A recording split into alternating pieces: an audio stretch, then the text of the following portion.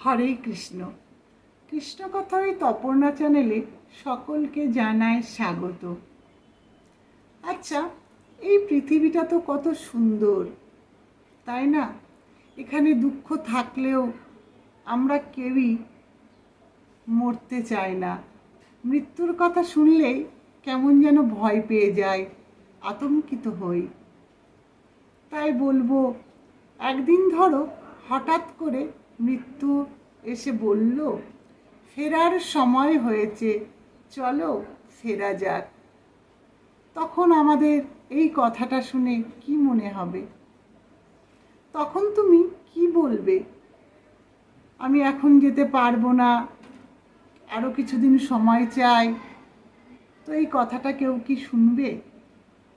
হয়তো তুমি অনেক কষ্ট করে একটা কাজ জোগাড় করেছো, অনেক কষ্ট করে পয়সা জমিয়ে একটা সুন্দর বাড়ি তৈরি করবার ইচ্ছা কিছুটা হয়েছে, বিয়ে করেছো, সংসার পেতেছো, সন্তান হয়েছে। তো এখন তোমার কত দায়িত্ব, কত কাজ, তাই না? বাড়িঘরটাকে সুন্দর করে সাজাতে হবে, সন্তানকে মানুষ করতে হবে। তো সেই সন্তানকে, সংসারকে, পরিবার পরিজনকে ছেড়ে যেতে কি ইচ্ছা হবে তোমার? বলো, কখনোই না। কিন্তু মৃত্যু হলো এমন জিনিস, ডাক আসলে আর থাকা যাবে না, আর যাব না বললেও শুনবে না। তাই একটি কথাই বলবো, সময় থাকতে করো কৃষ্ণ নাম। আমরা যদি কৃষ্ণ নাম করতে পারি সময় থাকতে, তাহলে কি লাভ হবে জানো? এই সংসারটা তো মায়া, পরিবার পরিজন তো সব মায়ারই জিনিস, কিন্তু মায়া তো কাটাতেই হবে। তাই আমরা যখন পৃথিবীতে আসি তখন একটা ঝোলা নিয়ে আসি। সেই ঝোলাতে যদি হরিনাম ভরে রাখি, তাহলে মৃত্যুর পরে আমাকে সেই হরিনাম সাহায্য করবে। কিভাবে?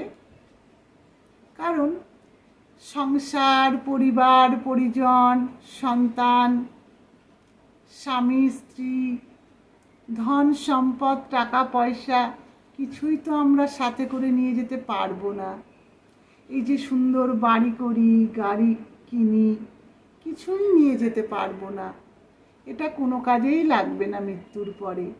কিন্তু আমরা যদি একটু হরিনাম করে রাখতে পারি, মৃত্যুর পর সেটাই যাবে সাথে। আর সেই কর্মের ফলেই আমরা কী করবো? পরবর্তীতে ভালো থাকতে পারবো, সুখে থাকতে পারবো। তাই বলবো বন্ধুরা, হরিনাম করো সময় থাকতে। কর্তব্য তো অবশ্যই করতে হবে সংসার, পরিবার পরিজন, সন্তানদের কাছে।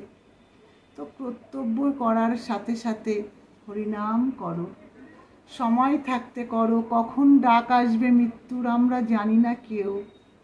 মৃত্যু এসে বলবে, ফেরার সময় হয়েছে, চলো ফেরা যাক। তখন আমাদের সাথে সাথে চলে যেতে হবে, মুহূর্তের মধ্যে। তো তাই বলবো, হরিনাম করো কর্ম করতে করতে। হরে কৃষ্ণ হরে কৃষ্ণ।